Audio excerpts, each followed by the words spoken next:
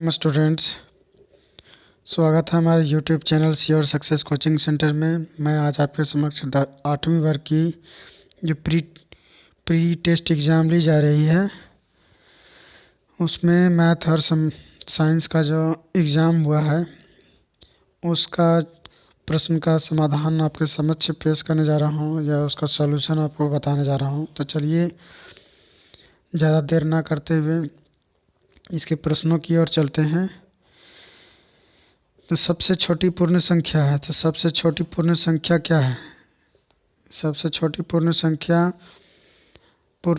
जो होती है शून्य से प्रारंभ होती है। तो सबसे छोटी पूर्ण संख्या हमारी हो जाएगी 1 हो जाएगी। तो इसका उत्तर हमारा हो जाएगा सबसे छोटी पूर्ण संख्या 0 हो जाएगी। तो इसका उत्तर हमारा 3 हो जाएगा। दूसरा, सबसे छोटी प्राकृत संख्या है, तो सबसे छोटी प्राकृत संख्या गिनती की संख्या को प्राकृत संख्या कहते हैं, तो 1 हो गया। तीसरा सवाल है सबसे छोटी अभाज्य संख्या है, सबसे छोटी अभाज्य संख्या 2 है। अगला प्रश्न है, नेक्स्ट प्रश्न हमारा है सबसे छोटी भाज्य संख्या है, तो सबसे छोटी भाज्य संख्या 4 होता है, क्योंकि भाज्य संख्या जब 4 को हम फैक्टराइजेशन करते हैं तो 4 1 से कटता है, 2 से कटता है और 4 से कटता है। तो ये भाज्य संख्या है, कंपोजिट नंबर। 16/-24 का योज्य प्रतिलोम क्या है? तो 16/-24 का योज्य प्रतिलोम मतलब होता है चिन्ह को उल्टा करना था।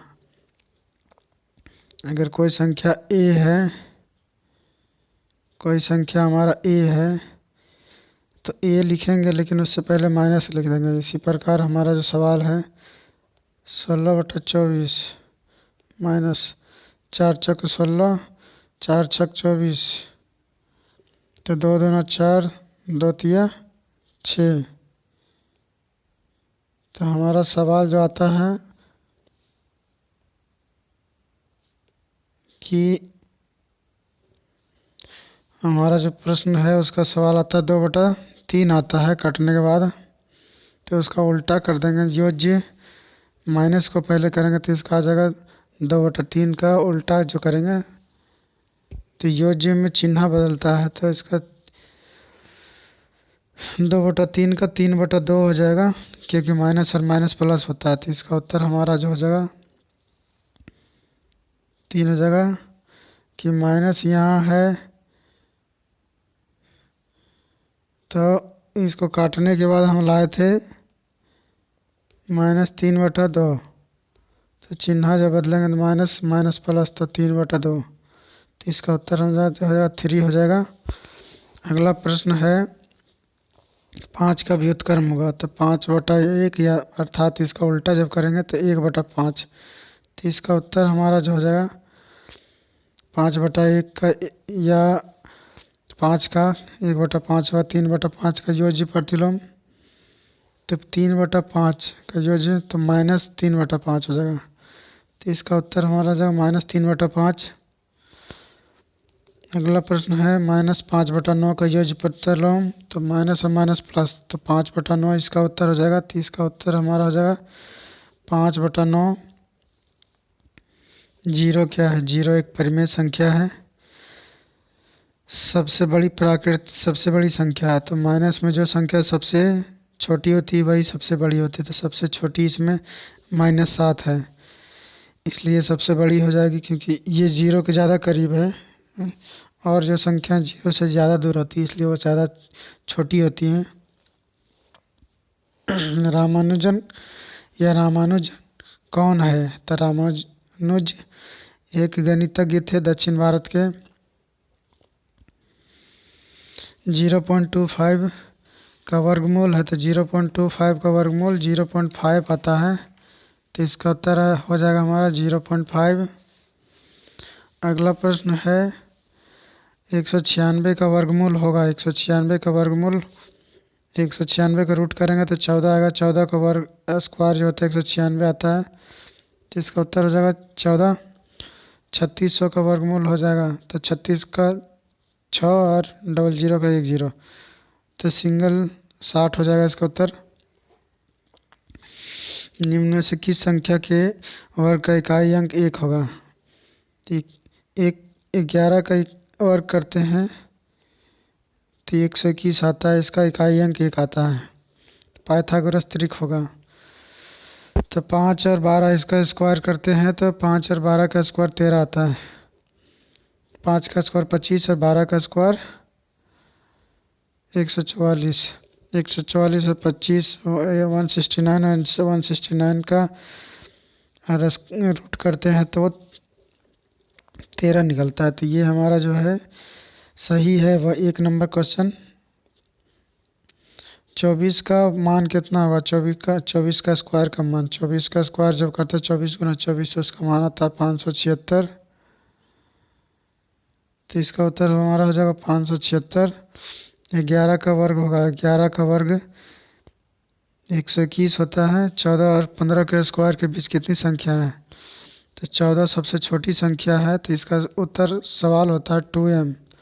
तो 2 गुना 14 बराबर 28। तो 28 इसका उत्तर हो जाएगा। अगला प्रश्न हमारा है 3.5 का वर्ग होगा, 3.5 का स्क्वायर, 3.5 इंटू 3 इंटू 5 इसको गुना करते हैं तो आता है 12.25। तो इसका उत्तर हमारा जो हो जाएगा 12.25।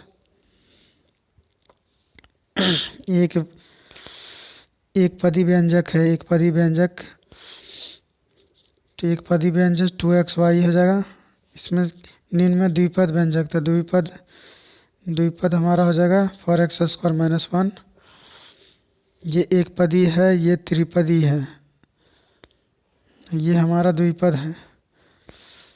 अगला प्रश्न है 8xy बीजीय व्यंजक है। तो 8xy बीजीय व्यंजक एक पदी है क्योंकि इसमें एक पद है। 4x + 5 द्विपद है। x बराबर 2, x² - 2 में यहाँ बराबर की जगह माइनस होगा, क्या मान सही होगा? तो x² - 2 इसमें, तो x का मान अगर हम 2 रखते हैं तो 2 स्क्वायर में से 2 चला जाता है, 4 में से 2 जाता है तो 2। तो इसका उत्तर हमारा जगह 2। x बराबर 3 तो x² का मान 9 होगा। इसका मान जो हमारा जगह 9 होगा। x² + x मतलब 5 का, x का मान 5 रखते हैं तो 5 का स्क्वायर 25 और जोड़ 5 30। तो इसका उत्तर हो जाएगा 30। x का 40% बराबर 200। तो x का 40% बराबर 200 जब निकालते हैं तो इसका जो मान निकलता है तो x का मतलब गुना 40% मतलब 800 बराबर 200। 0 से 0 कटेगा, 2 दूना 4, 2 5 10। इससे काटते हैं तो 100 बार में कटता है। तो 5 को 100 से गुना करेंगे 500। तो इसका उत्तर जो हो जाएगा हमारा 500 हो जाएगा। 40 का 40% क्या होगा? 40 का 40% जो होगा उसका सॉल्व इसी तरह करेंगे तो इसका मान आएगा 16।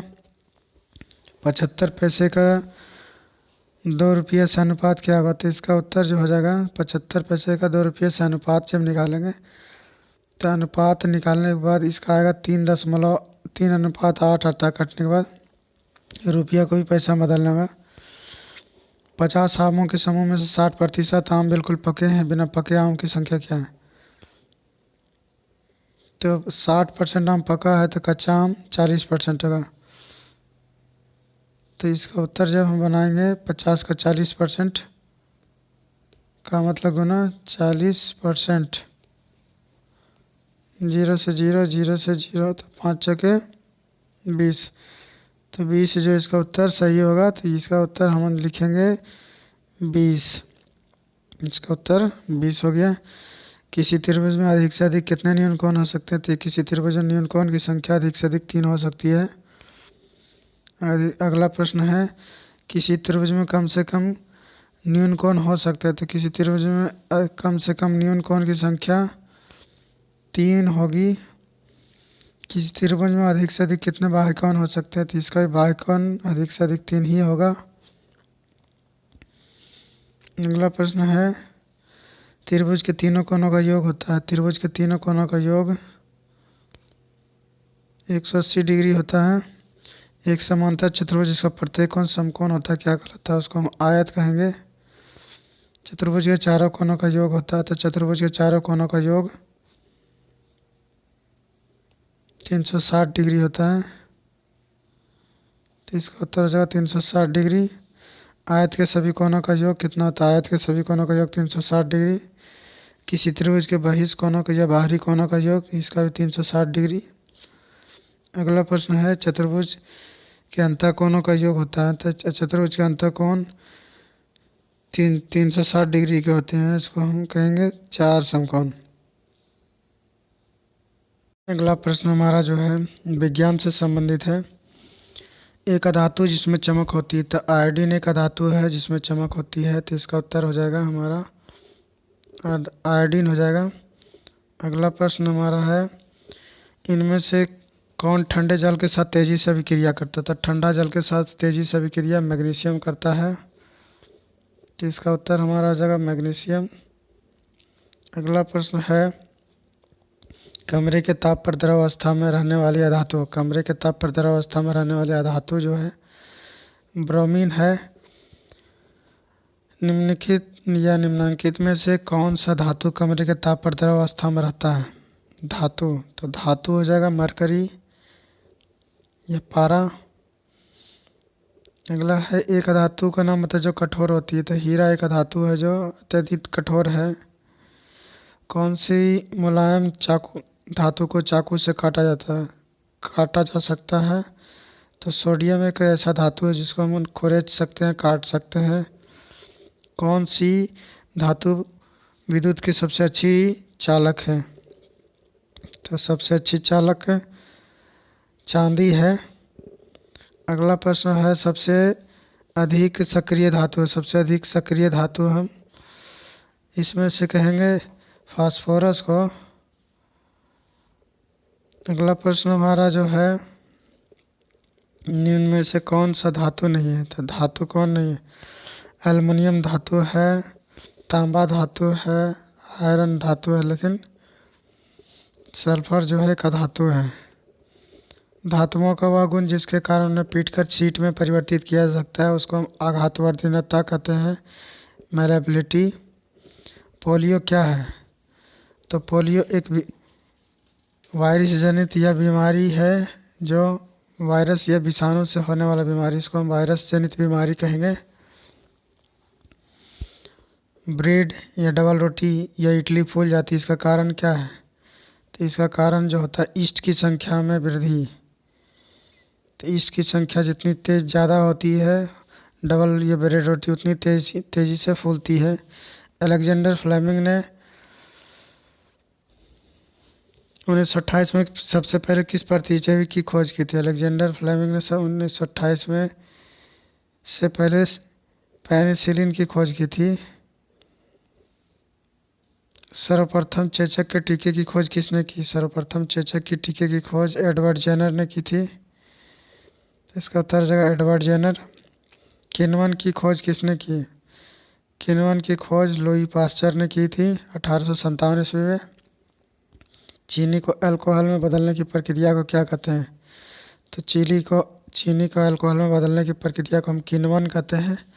हैजा किसके द्वारा होता है? तो हैजा एक जीवाणु जनित या बैक्टीरिया से होने वाली बीमारी है, तो इसको हम कहेंगे जीवाणु जनित बीमारी। मनुष्य में वायरस द्वारा होने वाला एक सामान्य रोग क्या है? तो मनुष्य में वायरस द्वारा होने वाला एक सामान्य रोग पोलियो। मनुष्य में जीवाणु द्वारा फैलने वाला एक सामान्य रोग क्या है? तो मनुष्य में जीवाणु द्वारा होने वाला एक सामान्य रोग टाइफाइड है। दूध को दही में परिवर्तित करने वाला सूक्ष्मजीव, दूध को दही में परिवर्तित करने वाला सूक्ष्मजीव को हम लैक्टोबैसिलस कहते हैं। निम्नलिखित बलों में कौन सा संपर्कित बल है? तो संकर्पित बल होगा घर्षण बल हो जाएगा। तो कुएं से पानी खींचना कैसा बल है? तो कुएं से पानी खींचना अपकर्षण और अभिकर्षण दोनों बल है, क्योंकि एक तरफ बल लगाते हैं और दूसरी तरफ से हमारा खिंचाव बढ़ता है। जमीन नीचे की ओर बल लगाता है, हम ऊपर की ओर बल लगाते हैं, तो इसलिए इसका उत्तर 1 और 2 दोनों हो जाएगा। अगला प्रश्न जो है, प्रति इकाई क्षेत्रफल पर लगने वाले बल को क्या कहते हैं? प्रति इकाई क्षेत्रफल पर लगने वाले बल को हम दाब कहते हैं। अगला प्रश्न है, बैलों द्वारा गाड़ी को खींचना किस बल का उदाहरण है? तो बैल द्वारा गाड़ी को खींचना एक पेशीय बल का उदाहरण है। दरवाजे को धक्का देने पर कैसा बल लगता है? तो एक्सट्रैक्शन फोर्स लगता है, जिसको हम अपकर्षण बल कहते हैं। गिरते हुए आम पर कौन सा बल लगता है? गिरते हुए आम पर गुरुत्वाकर्षण, ग्रेविटी। तो इसका उत्तर जाएगा ग्रेविटी का गुरुत्वाकर्षण बल। अगला प्रश्न है, कोई भी वस्तु किस बल के कारण पृथ्वी पर गिर जाती है? तो इसका भी उत्तर गुरुत्वाकर्षण ही हो जाएगा। दाब का मात्रक है, दाब का मात्रक पास्कल होता है। अगला प्रश्न है, शुष्क मौसम में बालों में कंघी करने पर वह बिखर जाता है, इसके लिए बल उत्तरदायी थी। इसके लिए कौन सा बल उत्तरदायी है? तो इलेक्ट्रोस्टैटिक फोर्स, जिसको हम स्थिर वैद्युत बल कहते हैं। उस राशि का नाम बताइए जिसका मात्रक न्यूटन है। तो उसका मात्रक राशि जिसका मात्रक न्यूटन है, उसका बल का सही मात्रक न्यूटन होता है। अगला प्रश्न है, दहन के लिए आवश्यक है। दहन के लिए आवश्यक क्या है? दहन के लिए आवश्यक परिस्थितियाँ